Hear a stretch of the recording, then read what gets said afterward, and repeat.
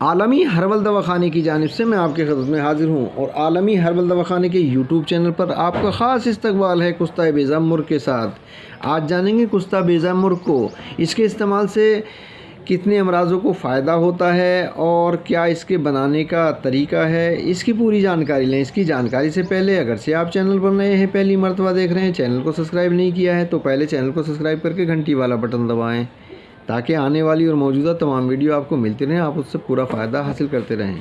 तो कुस्ता बेज़ा मुर्ग के इस्तेमाल से सैलान मनी और सैलान रहम और ज़ियाबतीस को इसके इस्तेमाल करने से फ़ायदा हुआ करता है।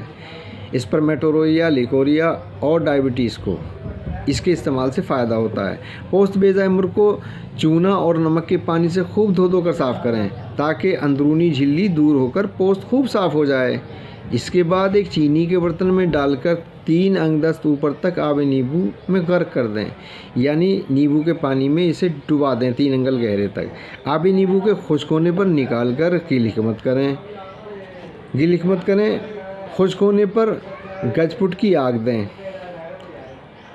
और ठंडा होने पर निकालें। इसी तरह ये अमल 2 बार करें और इसके बाद बाहिफाजत शीशियों में रखें। 1 रत्ती से 4 रत्ती तक मक्खन, मलाई और गाय के दूध से इस्तेमाल करें। तुलसी, शीरनी, खाम तेल से बनी चीज़ों का परहेज़ करें दौरान इलाज। वीडियो पसंद आई हो तो लाइक और सब्सक्राइब करके घंटी का बटन ज़रूर दबाइए ताकि आने वाली और मौजूदा तमाम वीडियो आपको मिलते रहें, आप उससे पूरा फ़ायदा हासिल करते रहें। इजाज़त दें, फिर मुलाकात होगी किसी दूसरी वीडियो के साथ। आदाब।